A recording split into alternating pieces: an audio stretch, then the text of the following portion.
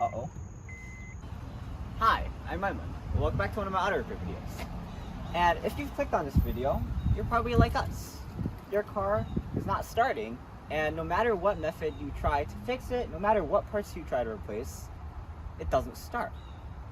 And I'll go over some of the reasons why your car might not start briefly at the beginning of this video.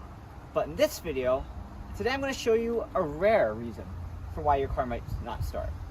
It's so rare that if you look it up, it probably won't be one of the first things that you see. As I've mentioned in my previous videos, this is not our car. We actually bought this car for $500 and it's been sitting for a while. So literally anything could cause it to not be able to start. So let me just start it first. Oh, as you can see, it doesn't start. Lights don't even turn on. And it just doesn't start. So let's talk about why it doesn't start. Okay, so in this situation, it is the battery. As you saw, the lights were not turning on. If you try turning on the headlights, they won't turn on. In this case, right now, because the car hasn't been sitting for a while, the battery is dead. And you can tell just by checking with a multimeter, the battery is dead. So right here, we already have the multimeter set up.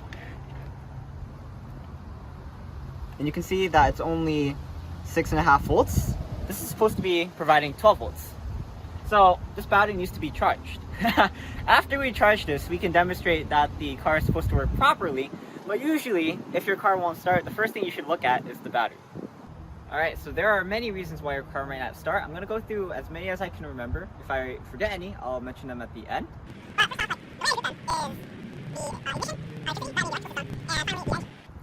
Okay, so that was quite a lot. I'll just go over it one more time. Battery, starter, ignition, fuel. Could be you don't have fuel. You put the wrong fuel, or the fuel pump doesn't work. It could be the spark plug, the distribution caps, or the ignition coil. It could be the engine, and it could be the compressor. So, of course, first thing you need to make sure that you do is charge the battery.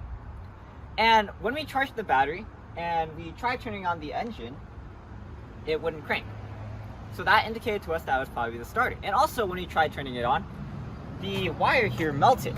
And so we looked that up, like, why is the wire melting? And all the sources pointed to the starter being the problem.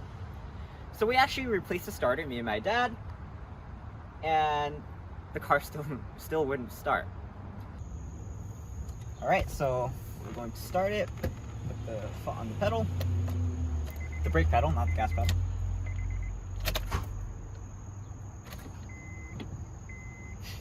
Uh-oh. Okay, I'm a bit worried, but just in case, one more time. Not any more than that, because like I said before, if you dry fire it too much, might melt the wire. So either the starter wasn't the problem, or it was a problem, but it just wasn't the main problem.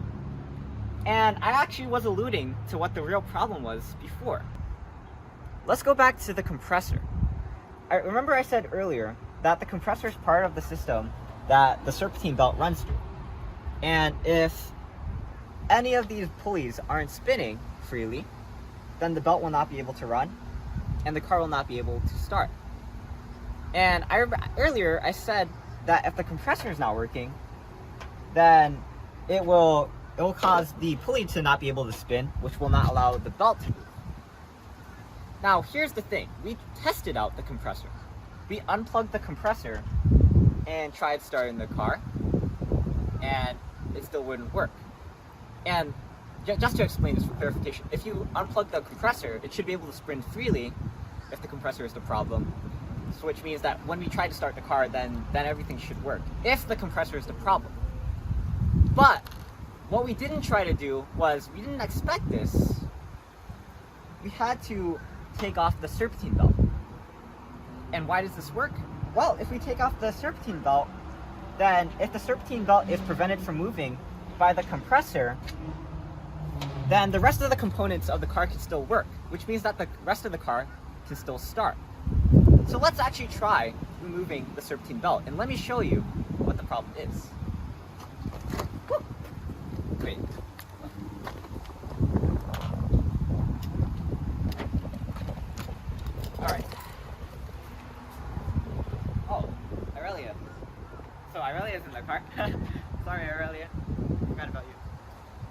wait, I'm getting ahead of myself. Before I start the car, I need to take off the serpentine belt. And the reason I'm getting ahead of myself is because this is so cool. My dad didn't even think of this when he was trying to diagnose the problem. Okay, so let's take off the serpentine belt. Just finagle it out of the way. You guys are gonna love this. And it ends up actually being a pretty simple explanation for why it wouldn't work. It's just very uncommon. Alright, so we take the belt out. Bit of a tricky job, but I think I actually have a video on how to take out the belt if you're interested in watching it. Just need a bit of slack. And we checked the battery, and it looks like, pardon me, my glasses are broken right now. And it looks like the battery is kind of weak right now. So in order to turn it on, we're also going to jump start it and use the booster function on our Tac Life car jump starter. We've actually done a video on that too, so go check that out if you're interested. And we already have it hooked up, so it's going to start the car now. Let me just make sure it's boosting. Alright.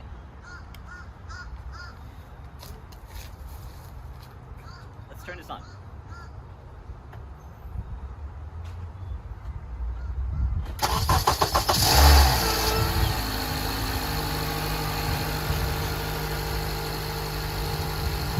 And back. Oh, now I remember why I went back. It's just to demonstrate that the battery was working before we did this. But anyway, look, it's running. It's running without the serpentine belt. You can see that the crankshaft pulley is still spinning, but all the other ones are not. And you're gonna see why it's important, that we don't let this run too much.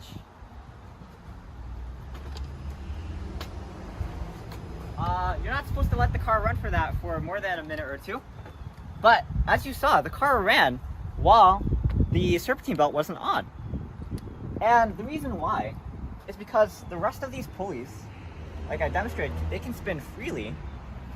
This one right here, this one right here. But what about the compressor? And you might need, okay, you have good lighting. The compressor, no matter how I finagle it, how I twist it and pull it, it doesn't spin. And I mentioned earlier that the problem of the compressor, well, the compressor wasn't the problem. When we unplugged the compressor, the car still didn't start. But here's the thing. Technically it was the compressor, but not the actual part that it's not the actual clutch. But it's the fact that the car was sitting for so long, which caused the bearings inside of the clutch pulley to get rusted. And so what's not working is not the compressor, but the clutch pulley is seized. This is not spinning. And because the pulley itself is not spinning, then the entire belt, which goes around it, also can't rotate around.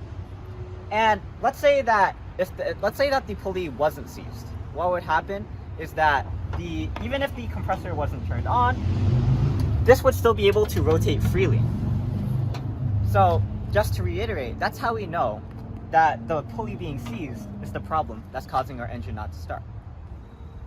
I just want to clarify, just to add on to what I've said previously, the reason that the car won't start is because when this belt is back on, when we try to start the car, the engine's crankshaft is going to spin. The crankshaft is connected to the belt, and when the belt is connected to the compressor, the belt is not able to move. And so it's fighting against the engine's crankshaft that is trying to move, and so it's causing the engine's crankshaft to not be able to move, which is why the car won't start. Just to make sure that that's understood. And that also kind of explains why we had that ground wire melting and burning. And that's kind of our fault. Because the car wasn't starting, because it was prevented by the belt, we kept trying to crank the car on. We kept trying turning it on, so we kept sending power from the battery to the starter. So the way this works is that the battery sends power, a lot of power, to the starter in order to get the engine starting working. After the engine starts working, then the starter can let go. And then all the power goes back to the battery. But because the engine wasn't starting, we kept trying to crank the key, and we kept sending so much power that it went back to this ground wire and caused it to melt. So that's why it produced that burning smell. Oh, yeah, really. And that's also the reason why, if the starter isn't working, that's why you smell that burning smell.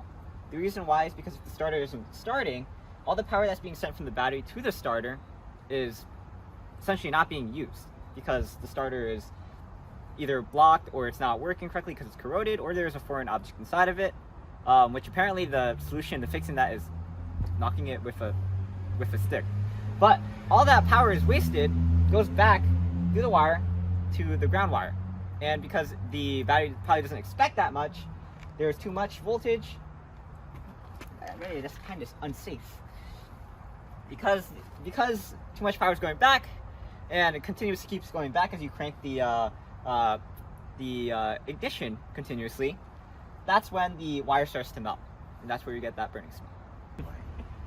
And the next thing I want to talk about is, you probably saw before, the engine turned off by itself before I was even able to turn it off myself while it was running.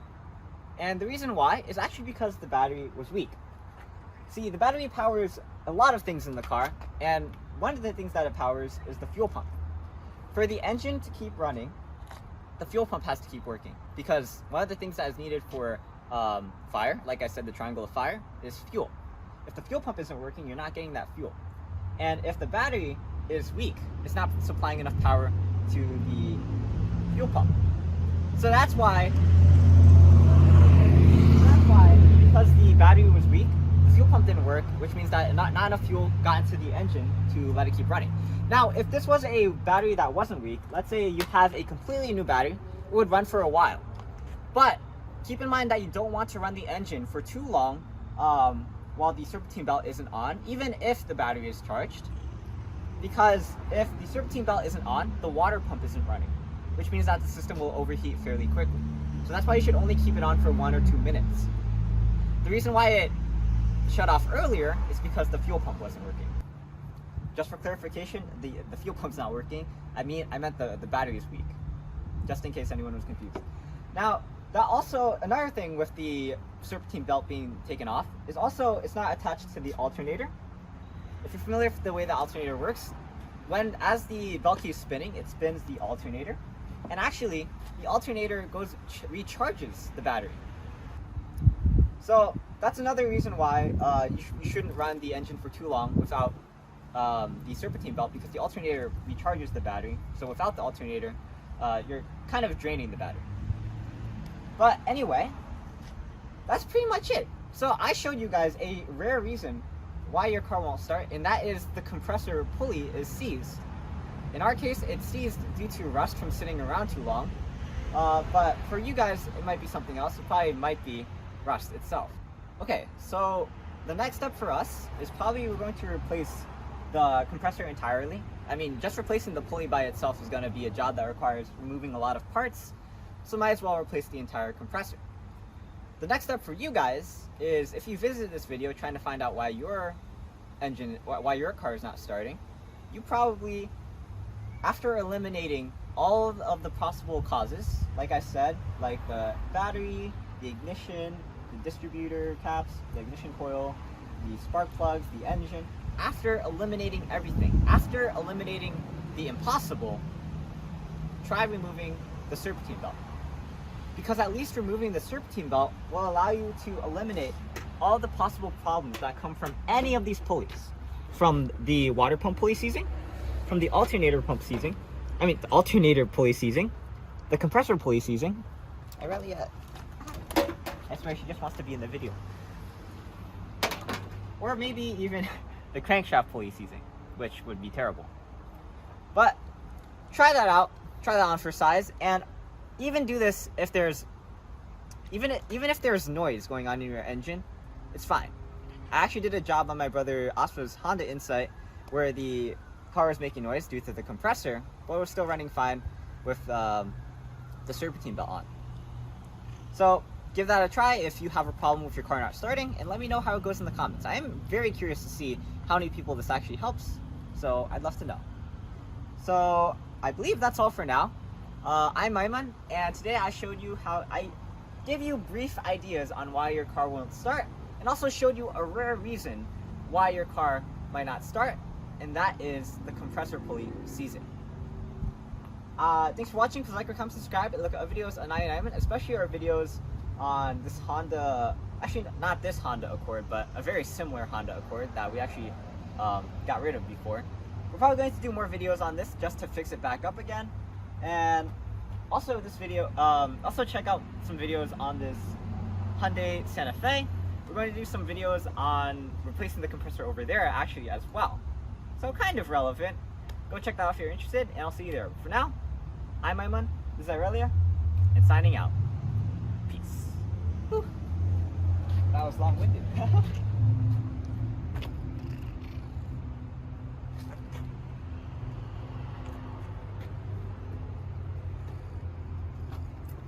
It's not safe for you there, Aurelia.